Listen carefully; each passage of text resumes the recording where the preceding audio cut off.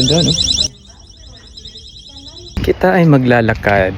Exercise ngayong hapon. Pupunta tayo ng Ross. More of mga damit. Tapos may mga women's, men's clothes. Meron din silang mga kortina. May mga kitchenware. So, tignan natin. Let's go! So ayun, habang binabaybay natin itong papunta sa Ross, tignan natin kung gaano kalayo at ilang minuto natin lalakarin. At ang binibigay na information ay 31 minutes for 2.3 kilometers.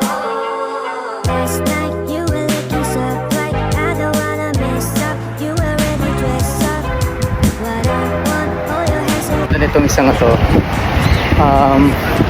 wala akong idea pero tignan natin. Ay yung silhouette kasi against the light. Vision na provide. Longs. Bale ito yung parang Mercury Drugs ng Pilipinas. Pero dito, Longs Drugs.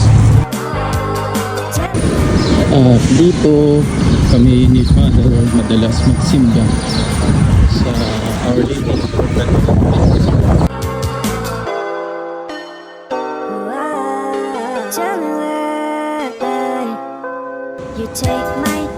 At malapit na tayo sa Ross.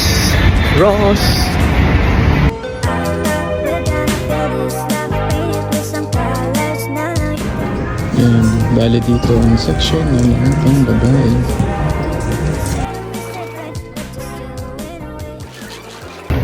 Sa men's section ay alam ko sa baba. Kasi nakapunta na ako dito. So ito yung nakita kong nakaraan. Ayan, dumbbells. Nasa $29. Tapos ito, $20 naman. Nasa 25 pounds. Ito naman is 35 pounds. May mga lightweights dito. Tapos ito yung nakikita ko dati pa. Nilalagay lang sa sa pintuan. Ang dami niyang pwedeng gawin. Naku, sa simula ka lang, Joey. Pwedeng pa push up, triceps, sit-ups. Nasa $12 lang siya. Yan, compute na, dali. At sa mga sandaling ito, pinag-iisipan ko kung bibilin ko siya. Kasi magbabas lang ako. Medyo mabigat. Madali pa naman sumakit yung aking likod. Iniisip ko, medyo mabigat, 35 pounds. Magbabas lang ako pa uwi. Baka sumakit yung likod ko. Habang nag-iisip ako, papakita ko muna yung mga items dito. Bali mga brand new dito. Size 36, $10. Oh, ang ganda, no? Mga shorts, $19. Ganda nito. Ooh. Rebook. From 35 to 10. Diba? Ang laki ng kanyang kabuwasan. $12.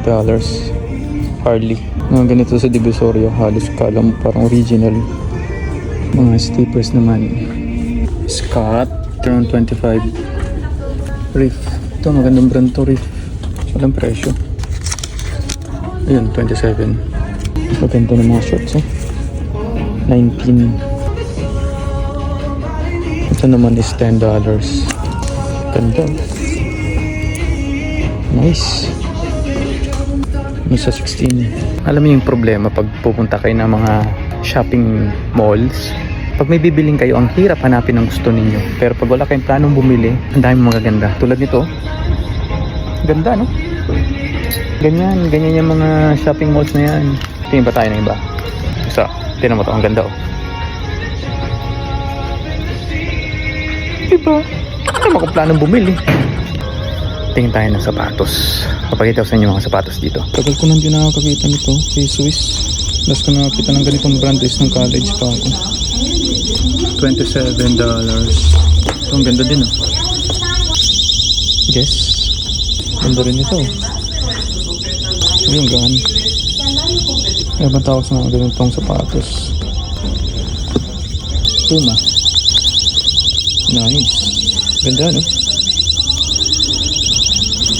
Ito, ang presyo nito $39. Ganda din ito. $39, oh. Nice. Para ako nagla-live selling. Pamain. Plus pare-pareho ang mga price nila. 36, 39, mga ganun. Dito mga pambata. Ayan o. Anong presyo mo? Walang price. Sinatuto. Oh, ganda no? $10. Oh, $10. Ito nito.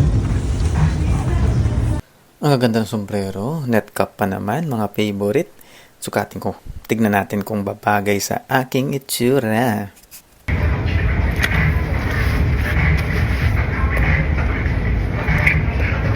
Ang laki din ng panghinayang ko dito kasi bumalik ako ng nakaraan.